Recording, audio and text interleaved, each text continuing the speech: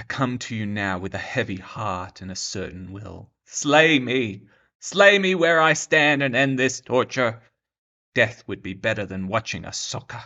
Yeah, I know what you're thinking. Overdramatic much. But seriously, this show is trash. I was a fan of the Clone Wars, especially from Season 3 onwards when the maturity and depth of storytelling became truly impressive.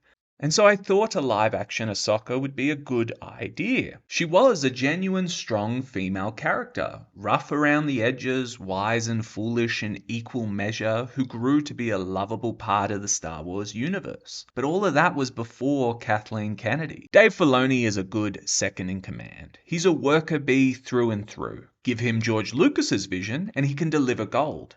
Give him Kathleen's and he delivers shit. Literal shit. Shit so shit I must steal from the critical drinker. Excuse me. Ahsoka is to me the secret invasion of Star Wars, something which had great potential but falls apart quickly because the apparatus behind the vision is rotten to the core. The plot over this 2-hour debut is simple and tedious, as all good television is, am I right? Right.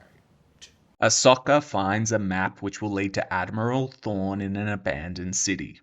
Why is it there? Why would someone create an elaborate hiding place for this thing? I don't know. Who cares? Shut up. The rest of the episode involves introducing characters, and I'll get to that shortly. Nothing much happens in the first episode, so they gave us a second. It's just as weak as the first one, though at least this time we get some plot progression. Episode 2 involves saving Sabine Wren and chasing after the map which was lost. It sets up the introduction of an ancient race and perhaps another mystical force in the universe besides the Jedi and their own hoodoo powers. It shows us how factions still serve the Empire and live in plain sight. We get something here, fortunately. But again, nothing really happens. We don't get any closer to something stimulating, and yet the show has had 2 hours to impress us. So that's 2 hours of my life I'll never get back.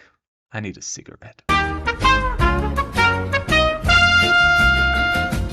If you haven't already seen Ahsoka, then I'd recommend giving it a miss. Rewatch old Star Wars or find yourself a good book to read, like, I don't know, Dune. Part 2 is coming out later this year, so it could be good for you to brush up on that sci-fi world. Rosario Dawson is a very talented actress and has phenomenal range. Yet, for reasons I truly cannot figure out, the geniuses at Lucasfilm decided to give her Ahsoka zero personality and drag out scenes at a monotonous pace because, it's like dramatic? And this isn't the slower pace of an Andor which sought to carefully build out character and plot points for a massive payoff. This is nothing more than padding and member berries. Furthermore, Ahsoka in Clone Wars and Rebels had a great personality. She developed into a wise adult, but she still retained a spark of life and spoke with some emotion in her voice. The live-action version, which if I understand correctly occurs after events in those shows, is a hollow representation of a beloved character. At one point I was feeling generous and considered the pacing to be reflective of the slow build-up that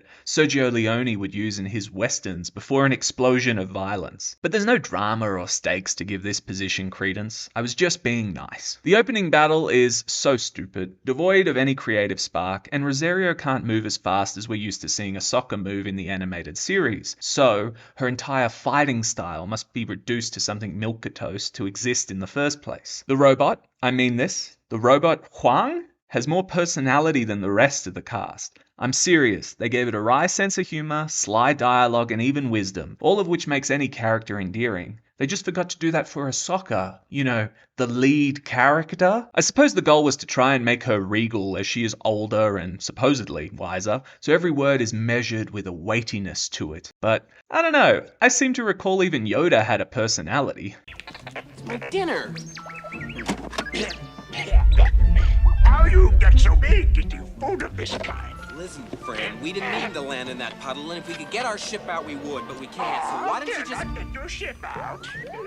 Mary Elizabeth Winstead as General Syndulla reminds the audience very quickly why Birds of Prey flopped and her John Wick ripoff Kate disappeared into the void. She is one of many Hollywood actresses who are not made for the big time. She's only cast because she's attractive. not talented. Her scenes add no value other than her being the boring confidant boring Ahsoka talks to about the boring things the audience may not know if they haven't watched the animated shows. Great work, Mary. You peaked with Fargo. But, she did get a husband out of that affair.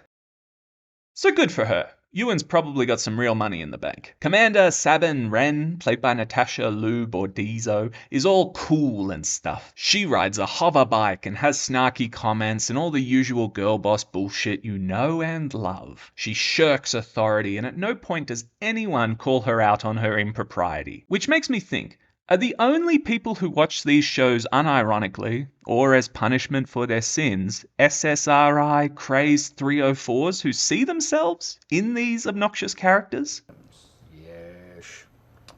Wren betrays Ahsoka by stealing this important map, and I suppose that could be the setup for a character arc involving her becoming selfless. But since we've seen the girl boss rips off the lead trope so frequently of late, and it was so obvious it was going to happen anyway, all I could do was sigh. It's just another piece of shit. But then, guess what? This'll shock you. She doesn't apologize even once for this, and she also continues to be snarky and above it all. Huang, the MVP of the series, even gives her an inspirational speech to go be her best self.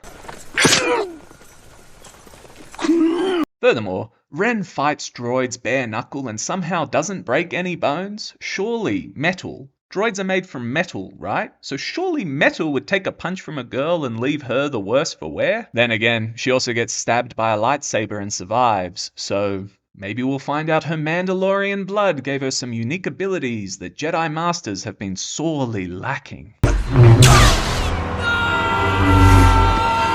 Seriously, the laser would liquefy her insides. It's so hot that everything would evaporate. It doesn't just leave a hole, or maybe it cauterizes around the other areas of the body so it's actually easier to heal? No, I'm being far too generous. Wren bounces back without a care in the world in episode 2, so really, who cares? This show is trash. Why even stab her if you're just going to undo it all as though nothing matters in the very next episode? At the very start of that episode, no less. They didn't even give us a sequence where she's in a coma and Ahsoka cries by her bedside and feels great regret and grief over how their relationship has fallen apart. Something, anything, to justify the events. Or was their brilliant idea that this would begin her character arc by stabbing some sense into her? Maybe that'll work out.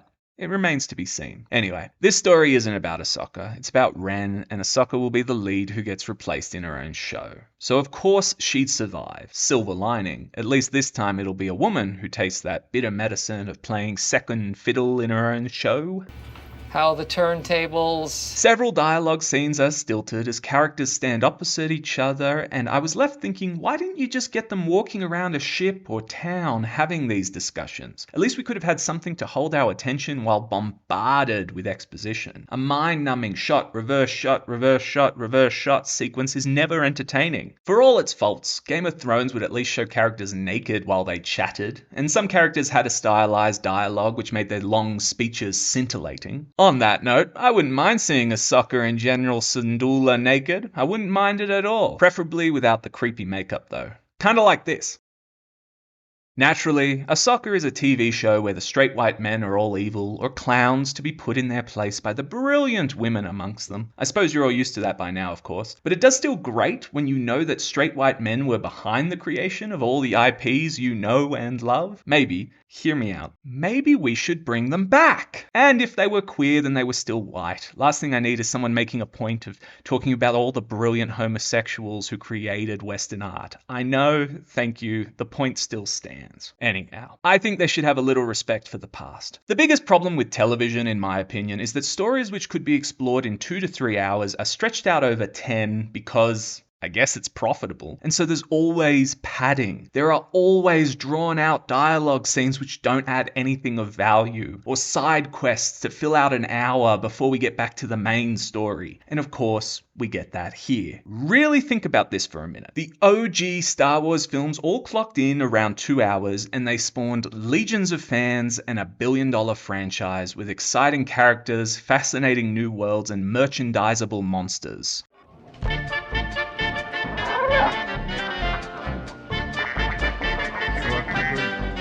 Ahsoka gets 2 hours of storytelling, and the most we get are 3 fights an explosion, and very, very drawn out exposition scenes. How far have we fallen? I received an angry comment on my Oppenheimer is overrated video, link in the description, because I consider its rating on IMDb to reflect the stupidity of the masses. This was quite aggravating for some to hear, and I must say, Ahsoka currently has an 8.5 out of 10. Now think about this.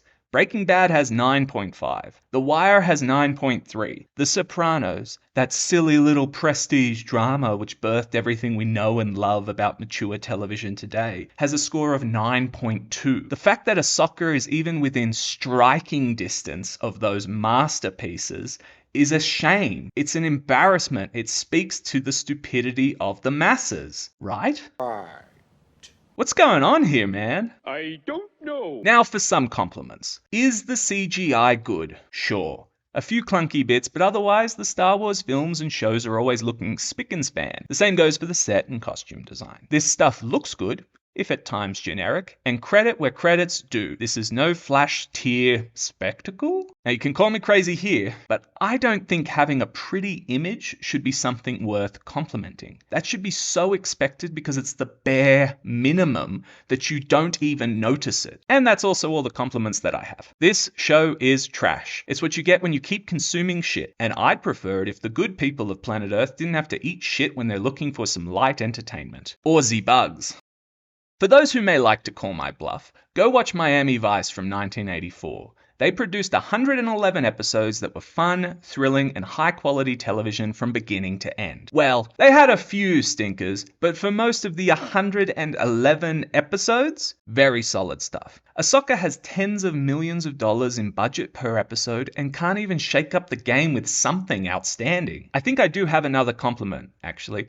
Well, kinda. Ahsoka does at least try, especially in episode 2, to continue to build out the world of Star Wars after the fall of the Empire. We get inside a shipyard and a character explains how the boots on the ground workers of the Empire are moving over to supporting the Republic because money talks and a man's gotta eat. We also get an insight, however brief, into how this isn't always the case and that there are sleeper cells who still serve the Empire. It's interesting stuff, and it could, maybe, be a setup for how terrorist networks will grow in the fall of the Empire and pose many threats to our characters. Maybe. Unfortunately, those moments are so few, and for the most part, we continue to get the apprentice is impulsive and not able to handle the pressures of being a Jedi blah blah blah blah blah dialogue. Been there, done that. Thank you, mate. Literally every trilogy has that scene. Try something new. You'd think these wise Jedis would have figured out by now how to train younglings. Oh well. So, thank you for watching and please like and subscribe. It's literally the only reason why I watch this trash. Highly of you.